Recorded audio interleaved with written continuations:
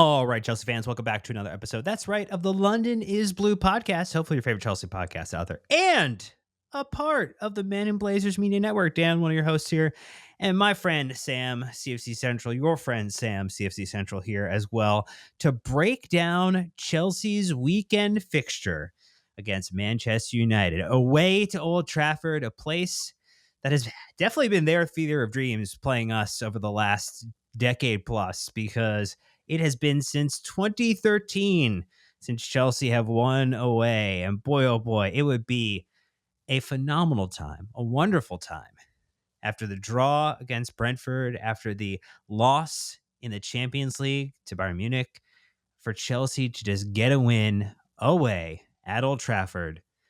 Be great for Maresca, be great for the players, it'd be great for those who are traveling up to Manchester to see it, Sam. And I guess first and foremost, how are you feeling about this game, given the last week for the team, the squad, Enzo Maresca? It does feel as if it's one of those, if you win this one, you can rebound and bring a lot of energy back into this team, a lot of life back into the supporters as it relates to the vibe at the moment. Absolutely. I mean, we discussed this on the preview podcast that it was probably going to be a defeat considering Bayern's record there at home, especially in the Champions League, and obviously just the wealth of talent that they had at their disposal, the Champions League experience that they've accumulated. So, no shame in losing it, but obviously there were concerning signs in terms of just the head dropping, not really being up for it, and just the manner of the defeat. So I think it becomes even more imperative that you go out and you make amends, and you essentially have to show that you're world champions, and you're still basically in a good place in the Premier League. So I would believe this is like the ideal opportunity. United, obviously, we'll talk about the bogey record there, but also Lincoln to follow, and then you've got some terrific trips lined up in the Champions League. So you have to build momentum, you have to be ready, get everybody feeling fit and confident, and hopefully you start from here. Well, that is what we would love to see. And maybe just looking at it off the top, I mean, we are the team with a little bit more of an injury concern here, not necessarily as much when it comes to the United side, though. You could argue that they just like have lost a bunch of players of note and not necessarily brought anybody in necessarily to really bump up the total quality of the side. I mean, they did make a couple acquisitions, but didn't maybe get every player they wanted to sign this summer. Sames, as it were, for us. But why don't you just talk us through the Ruben Amorim era, the style of play? What's going on with these first couple of matches here? You have people trying to escape like Garnacho to free themselves from the Manchester United circling of the toilet bowl, as it were. And I mean, it feels like everything that could go wrong did go wrong for him, for United. And look, we don't like to point fingers and laugh, but I'm pretty sure we've been pointing fingers and laughing for a long period of time now.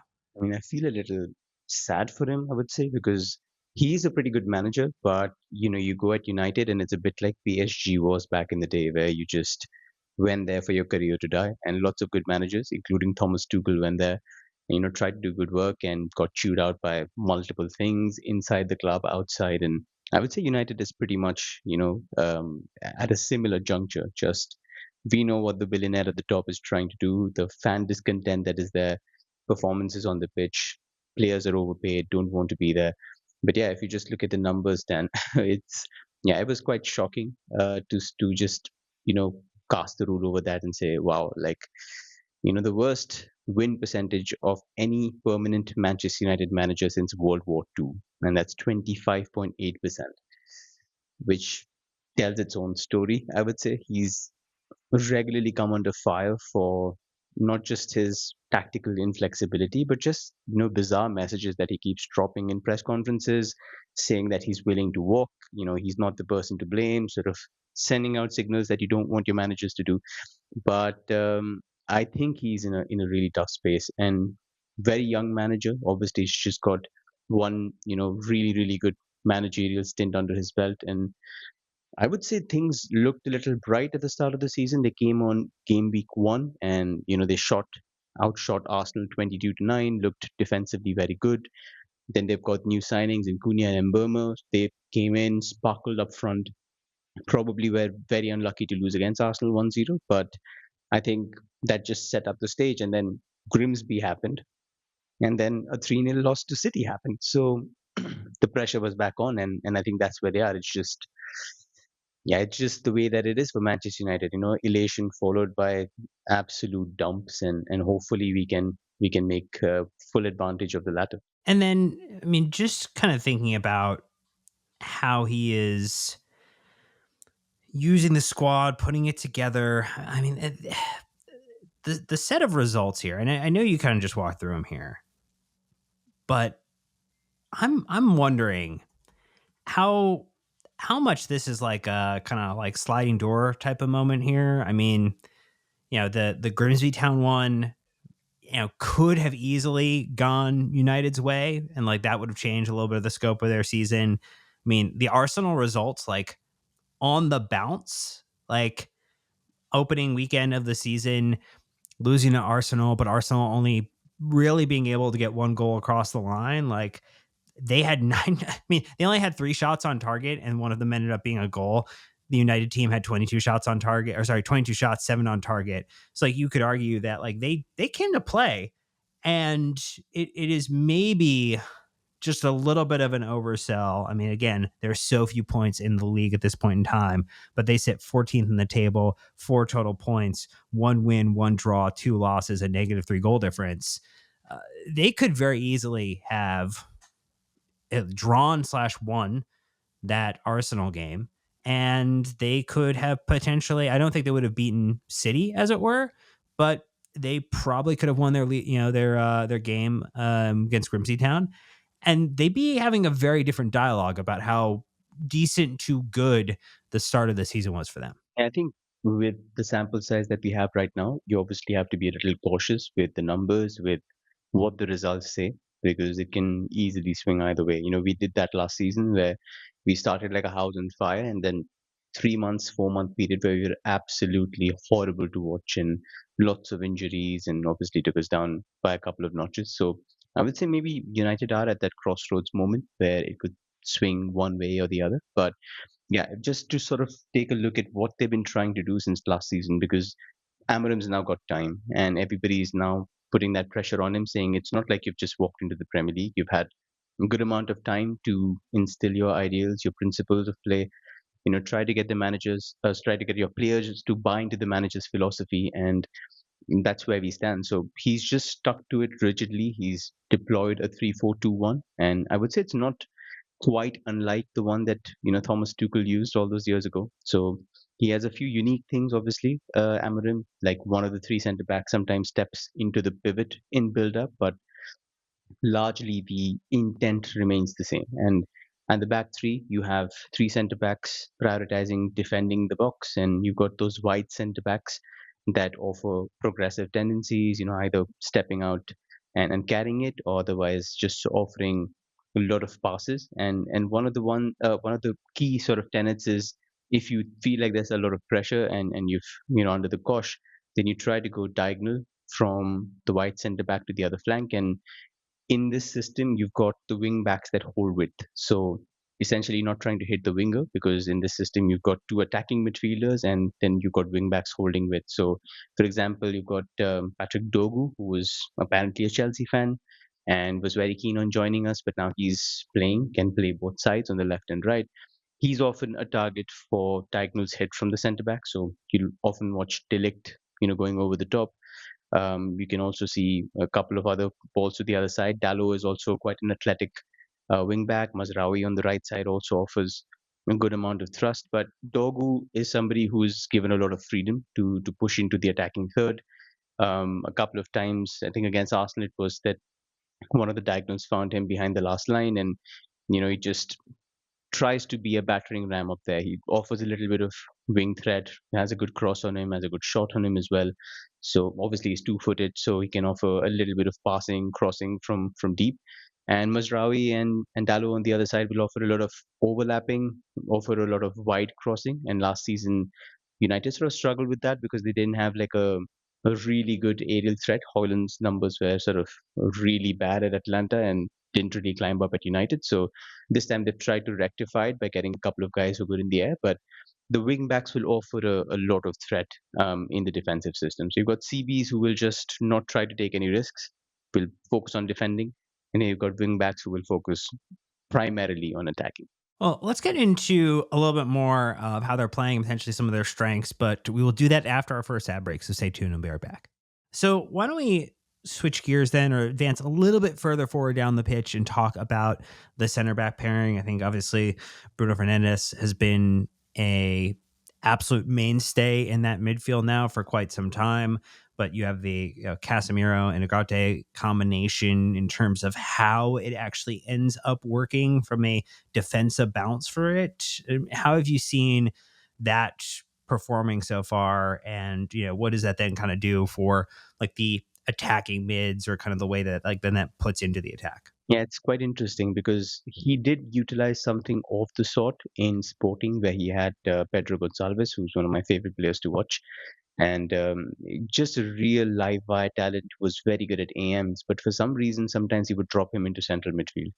And here, obviously, the reasons are a little more concrete. You've spent big money on buying Brandon Burr and Matheus Cunha, and obviously you've got Ahmad, who doesn't really have a space in the lineup because he's not a wing back. He's not, wingers don't have a position there, so he's competing for an AM slot. Then you've got Mason Mount, who on his day is very very good, and when he's come back from injury, he looked a little good. Unfortunately, again got injured. So those AM slots are full, and the only way that you can play your captain is try and provide him a little bit of a platform for his creativity to shine. So he's got the industry, he's got the work rate. So the decision has been taken to drop him deeper, allow him to run and arrive at the edge of the box for shooting opportunities, and obviously do what he does best, like go quick, go long behind the defensive line, pick out those passes. His creativity numbers just are, again, throughout his PL career, have been very very good. He remains the primary shot creator for them with 14 so far, and the only guy in double digits for United so far, so not a surprise. And next to him, the other pivot keeps changing. So Casemiro is obviously getting towards the twilight of his career. Ugarte is there. He struggled a bit after coming from PSG, where he also had a pretty bad time. But that's the defensive fulcrum there, trying to offer a little bit of defensive cover. Ugarte obviously offers a little bit more athleticism in terms of going back to front, has got a great engine. But just the pressure, Dan, on the pivots to not just do creative duties, but also do a lot of running between the boxes, multiple times marking. You're obviously missing, an extra attacker, an extra midfielder in the middle of the park. So sometimes that creates an incredible workload for you to cover more ground, to be a little more, just in terms of exerting yourself. It's a very very harsh responsibility. So the pivots require a lot of hard work, and Fernandez plus the other guy offer that kind of thing, inside. So that'll be the midfield. Up in the attacking midfield slots, we mentioned a couple of their key guys, and the interesting thing, Dan, is that despite facing Arsenal and City in their first four games, they lead the Premier League with shots taken at 68, and that's nine clear of us in second. So you've got Cunha, who's a very volatile mover. I would say quite similar to Joao Pedro, somebody who's able to drop, somebody's able to link up play. Very very good shooter from either foot. Got great speed, very good off the ball runs. Not really a nine, probably strongest behind a nine, but because Sheshko has been sort of eased in, he's sort of played in the nine position. Sometimes he's played as an AM. On the other side, you've got Brian Mbeumo, who's more of a wide forward. Played that for Brentford, can be a little bit of a wide target man if required for diagonals, which United like. And then he looks to physically outmuscle you, get into shooting positions, has got good feet, so will take you on, get into the box as much as possible. But the AMs now are quite well defined. Earlier it was trying to fit Garnacho, trying to fit Ahmad. Mount is not here. What is going to happen after that? So now it's very well defined. You've got two very well acclimatized PL playing, PL proven sort of AMs to fit into that mold, and it's just getting the shot numbers up, getting the creativity numbers up from those two guys. And obviously up front, you've got Benjamin Sheshko, who obviously Hoyland was moved on after the season. He's at Napoli. He's somebody I watched a lot at Leipzig, and he is a specimen when it comes to just his physical gifts. He's sensationally great athleticism, amazing speed on the burst. So very much a transition heavy striker, but the physicality has been a little bit of an issue in terms of adapting to how he takes on contact, which were again red flags in the Bundesliga. They're not really something that happens quite often, but here he's getting a harsh, reality check and having to adapt on the fly. But it's still early days, and wouldn't be surprised if he gets, his goal counter ticking very soon, and just hoping that it isn't against us. But he's somebody who will offer a lot of those things. Just try to run the line, run in behind. He got behind City a couple of times with his speed. So the best thing for Chelsea would be to do, because we will push, we will get a high line up, is to make sure that he doesn't get the run off you or just gets to play off the shoulder, because then he will create separation and get into 1v1 opportunities. So that's the front line in a nutshell. All right, then so switching gears because we've now talked a little bit about how they play, what are some of the strengths. We always like to hone in and take a look at what are some of those weaknesses in the opposition side, things that we will want to exploit. And I think one of the areas that we've been you know, pretty good in this year is some of our set piece delivery, our dead ball kind of execution. It does feel as if there's lining up of certain deficiencies in this Manchester United side against certain strengths that Chelsea has shown this first part of the season that could create a very good narrative for again that first win since 2013 away to Old Trafford. You mentioned the set pieces, and they've been an incredibly difficult thing for them to handle. And Onana was pretty shaky on them, and they've got Bayern there now, who I would say is again quite untrustworthy on cross claiming and commanding his box. He was directly responsible for Arsenal's winner, which came via Calafiori. So he tried to palm it. It was basically being blocked off by, I think, Saliba, and tried to get a hand on it and just palmed it to Calafiori's way on the line, and easy header in. And that cost them three very precious points. They should have won. And he's got a little bit of a nervous thing going on, and it's pretty. I don't know if it's definitely a coincidence that all the sides that we faced so far, most of them have got keepers that don't like coming out, that are very heavy on shot stopping, but when it comes to set pieces, have been very shaky. So we've got 4 goals so far, and this is a very, very good opportunity to go out there and do some more damage. And there was this really nice stat from the Busby Babe, which is a blog, a United blog, and they said on a per 90 basis, United concede from set pieces 50% more often when De Ligt has been on the pitch since he signed. So if he does play, his positioning, how he deals with those aerial deliveries is going to be quite interesting. And another stat was that they've conceded from 6.1% of their corners last season, which is their worst tally in 9 years. So there is something from corners that you can get there. In swingers have hurt them. And if you can offer that kind of threat, especially when you've got that Kukureya flick on to the back post kind of thing going on, then there is ample opportunity for Trev and Tosin to make amends after what was quite a poor performance from both of them in midweek. So hopefully that is something that you can exploit. I would say from just a tactical standpoint, the system itself has multiple flaws. And one major one is just the box occupation. This has been pointed out by a lot of really good analysts. And it's just the fact that you've got a back three, which means you're committing to an extra defender and you have to compromise elsewhere. So that happens in attack or in midfield. So you've got one less body to essentially go up. And you've obviously done the decision of pulling Bruno Fernandes deeper. And it has been, I think, increasingly harder for them to make use of good openings when they've come. It's just whenever, you got the wing backs bombing up, there's nobody in the box. There's just two bodies, three bodies, one of them being Dorgu or the other wing back coming in. So it's not really ideal when you get into those opportunities and you have nobody to hit. And that's just been a major, major problem for them. Just to highlight the disparity, then, they've had 68 shots, Premier League leaders. Only, I think, 2 have resulted in goals. And then you've got sides in second and third, which is us and Liverpool. We've scored 7 goals more, and despite taking 9 shots fewer. So it's just a major conversion issue. But it's also the principle that somebody like a Julian Nagelsmann talks about, saying, get bodies into the box. I don't care. There'll be a rebound, there'll be a loose ball, get somebody to be in shooting positions, get somebody to crowd the box, compensate with numbers. Amorim just does not facilitate that. So attacking has been a problem despite there being a high quality of shots. Conversion is poor. We've talked about Fernandez being somebody who's been in excellent PL form, but just the drop to CM also comes with responsibilities out of possession, and that's where he's struggled a lot. So when there are ball losses in transition, he's quite easy to get past. He struggled to sort of exert the kind of pressure that he did at his physical peak. He's still a very durable character, but when it comes to the defensive side of the game, at least when he isn't doing defensive actions, you can get by him.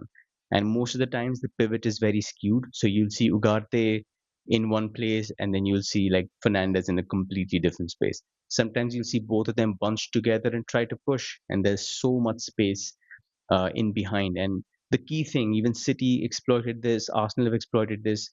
There's a lot of indecision between the back five in when to press and when to stay back, and the pivots in terms of what they do. Are they trying to screen the back five? Are they trying to commit and press? So a lot of space that will open up between those two lines, between the defense and the midfield. So Enzo and Palmer should be alive to every opportunity to get the ball in there at the earliest. Whenever you have the opportunity to win the ball, try to push, try to get into those spaces, turn, drag those last line centre backs out and see what kind of damage you can do.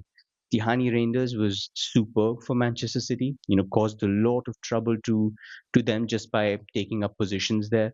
Arsenal had a lot of joy, and that came primarily through inverted fullbacks. So would say that's also a weakness. I think they've not really dealt with the extra body coming into the center of midfield and causing overloads.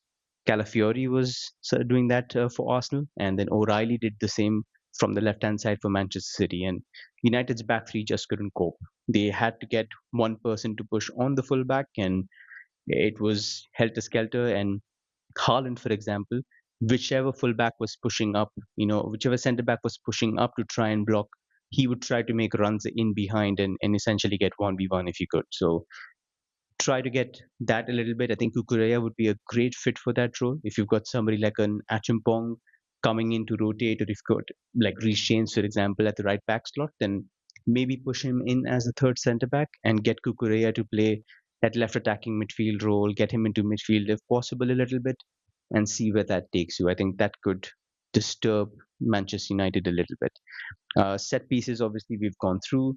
I think the last one that I'd like to address is just the fact that only Everton have had more errors leading to shots this season, 6 than United's 5. So they're averaging about a little over like a error a game, which is the sign of a side that has low confidence, is struggling to basically just put a lot of faith in their manager and the game plan. So exploit that. There's nothing more there for the taking than a side that is lacking belief. And I think Manchester United are there.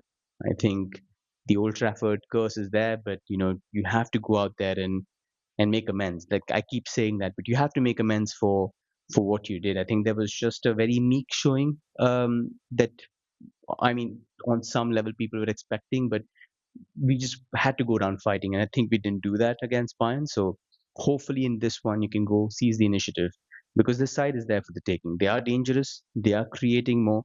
They've got incisive attackers, quick attackers, but you have to take the risk and hopefully come back with 3 points. Look, that is a great overview on Manchester United right now, strengths, weaknesses, areas that Chelsea might be able to get at them. But we have a bunch of listener questions that we try to answer from a Maresca style point of view. And we're going to let Sam throw those at me from our wonderful listeners after the break. And then we'll also get into our on the ledge predictions for this one. So stay tuned. I'll be right back. All right, Sam, your turn to flip the script, to turn the tables, to take those wonderful listener questions from our friends in Discord. What do you got for us? I think I'm going to begin with a banger. Just throw it right there. So the question that is on everybody's minds, thanks to Pool Shark 365 saying, would you start Alejandro Garnacho? I think if you don't start the guy who is trying to escape the institution, the asylum, the prison that is Manchester United, and give him an opportunity to be the executioner. I don't know. Like, I feel like that to me is like just something that makes sense in my mind in terms of there's no one on our team and on this side who will be more excited to convert, to assist a goal, to do anything that results in taking away all 3 points. Yeah, I'm starting him for sure. For sure. Yes, I think I'm absolutely on the same page. So, The kudos narrative for is that. just And too good. The expected narrative for Garnacho in yeah, this game is too good. it is. It is. And I think he's just the kind of guy who would, you know, play on that big occasion. I think he'll be raring to go. And just like the initial signs might have been, just the minutes have been very small in terms of a sample size, but there are glimmers. There are definitely really nice things in terms of the cutbacks that he's been putting into the box. Get it out there. I think you can cause United a lot of issues, and obviously he knows them well. So I would absolutely start. I think, like you said, the narrative is just too good to turn down. So I think hopefully Maresca will play right to the stands and throw him, from the start, and it'll get us. We leave it on the ledge predictions, but I think it'll be a good one. I really think it'll be a good one. But yes, next question is from Adam B3131 saying, how much impact do you think the extra rest and preparation time United have over us will make? Ooh. I mean, I think the rest from just a fitness standpoint and knowing that you're going to start the same 11 without issue, and there was no international trip, there was no additional 90 minutes midweek, is helpful at this point in the season, particularly when we look as if we are already struggling to maintain the fitness or whatever level of fitness we do have. So I'm going to say that it is a plus advantage for them in this one. Whether or not that is absolutely a game changer, I think it just means to me that the substitutions need to shade too many as possible. I think up to five, and then also need to happen in that kind of 60-minute mark to start. So we saw in the match against Bayern Munich in midweek that those subs really didn't happen until right around the 70-minute mark. And it would have been a little nicer if we had just gotten some fresher legs on before Harry Kane decided to add in that third goal for funsies for them. So that's where my mind is, Sam. Yeah, I think a good follow-up question there would be just from Logic saying, who are our two best wingers then? And please consider the rest equation, just the fact that, Palmer's probably played through a groin issue. He's probably just about feeling a little sore, getting back into rhythm. Didn't look like it, thankfully, but that's always going to be on your mind in terms of, do we throw him on after a 2-day break? So, what do you do? Is it going to be Palmer at right wing again, or are you thinking of a different configuration in attack? I would almost want Palmer to be back centrally if we could afford it, and then have Garnacho on the left. And I think best is subjective. Like, I'm thinking about best as like things like the narrative absolutely drives a decision for me. So having Garnacho on the left hand side is part of that. Having, I think, Enzo and Caicedo drop deeper together versus Reece James as the extra individual midfield. So you could put someone like Cole Palmer centrally behind Joao Pedro. Because, I mean, again, it's another expected narrative. It's the Manchester City Academy, product who comes to Chelsea, who's also going to have a little bit of desire to see Manchester United struggle in this match. And he did score. He should have counted for two, but scored a really fantastic goal in the midweek. So I'm considering that, and then I think it's a who's healthiest type of situation on the right. I mean, I think that we are all very excited about what Estevao can do. I mean, Pedro Neto will have just played a pretty significant period of time and multiple matches back to back, so he might be one that does require a little bit of rest, as he looked a little off the pace, a little struggle near the end of the time that he had on the pitch in Germany. I mean, he would be the natural, I think, solution on the right hand side. But again, I think we need to just put out as strong a lineup as we can and make subs as early as possible in a mode of having won or be already winning the game by the time the 60th minute runs around. So Maresca doesn't feel like he has to push an extra 5, 10, 15 minutes with these players and really kind of move them from a half a tank to an empty position heading into like another week where we have a midweek fixture. And that's absolutely spot on. I think it will definitely be a bit of a headache in terms of how much of a quality, disparity do you want to have. He went with quite an ambitious lineup against Brentford. We saw Buonanotte there and backfired. Again, we don't know whether his hands were tied, and obviously a lot of players fell ill after that trip to Bolivia from Brazil. So that's always at the back of the mind. But I would be quite intrigued to sort of maybe tweak two questions here from Obugi NYC and Kyle CFC24. So he's saying one is just which of the youngsters do you see getting in? Because we saw Andre Santos come on and have a really good cameo against Bayern, and Estevao is probably just unlucky to miss out because he was unwell, and then you're trying to get experience against Bayern. So which of the youngsters get in? And maybe the second question just about Joao Pedro looking a little bit gassed from that Brazil trip, was unwell, asked Maresca not to be played against Brentford, but didn't have any options. So what do you do when you have only one center forward and he's probably not at 100%? Oh, I mean that's the drop Pedro one is I think going to be super tough for the next.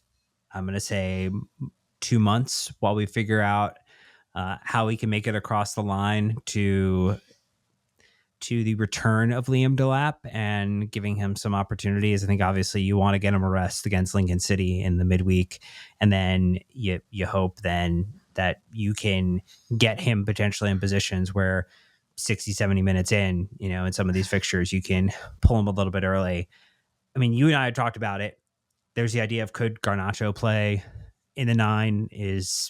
Could you put Joao Pedro back there? I mean, we've seen Cole Palmer deployed in a false nine before, but he's also on the same kind of concern for minutes and for health. And so I think it is going to be one of those interesting, like weird adjustments to put other players centrally that have had some experience or a level of success, whether it's as good as Joao Pedro is not going to be, I think, the scenario that we find, but you're going to have to do something to make sure that we don't grind down, one of the most prolific players in the team so far. I think there's the added angle of just Maresca saying that he understands that Joao Pedro is just best behind, a second player. He's not really the guy who will be that number nine. He can play there on occasion, but probably needs somebody to pin the centre backs so he can do his best work. And you and I have talked about this last season when we had, that bad injury curse. So we lost Nico Jackson, we lost Mark Guiu,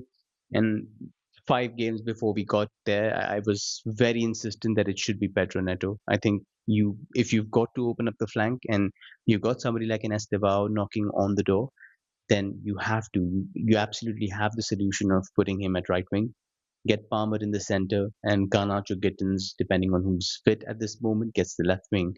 But you basically then allow a little bit of flexibility in that front line. You can rotate Joao Pedro and Pedro Neto in that number nine position, or even better, you move Palmer to right wing in the important games, get Joao Pedro at number 10, and then you expect the best work to happen from there. So I think there's legitimately that option to be able to play Pedro Neto there. Alejandro Garnacho, again, I've just speculated from the preview board that we did together. The research just suggested that he's somebody who probably would do well in those situations. And especially if you've got both your hands tied and you've got very limited options, then what's the harm in trying it out for 15, 20 minutes and essentially you go from there. So I would say that maybe Pedro Neto is a very good option.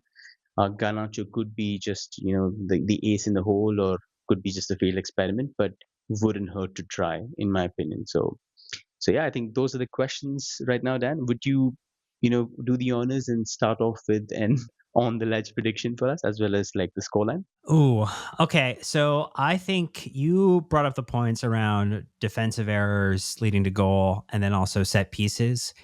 I'm going to say that we get a double up on those. I think we're going to get a defensive error on a set piece that leads to one of Chelsea's 2 goals in a 2-0 victory away to Old Trafford to get rid of demons that are about 12 years in the making at this point in time.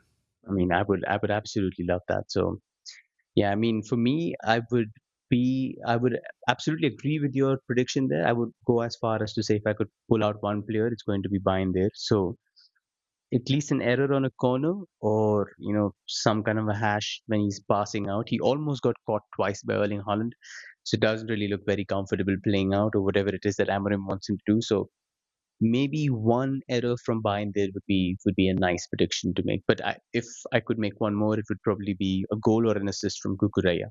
I think Ooh, okay. more so if he gets into that LAM role, that left attacking midfield role that he did play a bit part last season. I think he could facilitate something or he could end up making something happen. So I'm going to put my bet there. Kukureya gets us at least one goal or an assist. And for scoreline, I'd probably say um, just because defensively it's been an issue. I want to be conservative and think about the jinx that we've had there. But hey, it's been almost 13 years, so hopefully, two negatives come together and spark something positive. So let's go for a 3-1 win here. Look, that would be phenomenal. I think everybody would take that to the bank and would absolutely enjoy, I think, what will be a critical 3 points as we look to stay within striking distance of those at the very top of the table. And obviously, Liverpool have found a way, made a way in every single one of their fixtures. Perfect record to start, which means they have set a pace, and we need to take the last two fixtures, a loss away in the Champions League and a draw against Brentford, and banish them from our minds and head into this weekend with the hopes and aspirations of a full 3 points. But that's going to do it for this one. We've gotten you a match preview. We'll have a match review to start the week for you on Monday. We'll have a Lincoln City match review. And then another match preview for the Brighton match, as well as going live on YouTube after Brighton. So make sure, get involved on YouTube, subscribe to the channel, like the content, hit the bell icon to get notified, leave wonderful, nice comments about how much great work Sam does and how much you appreciate it to get this stuff out here for us. Don't forget to involve yourself in our Discord community in either free or paid capacity. 5-star reviews on Apple Podcasts, Spotify are always appreciated. And you can subscribe to our free weekly newsletter, the Lens Blue Dispatch, written by Sam as well. But that's going to do it for this one. So thank you so much for listening. Until next time, Chelsea fans, you know what to do. Keep the blue flag flying high.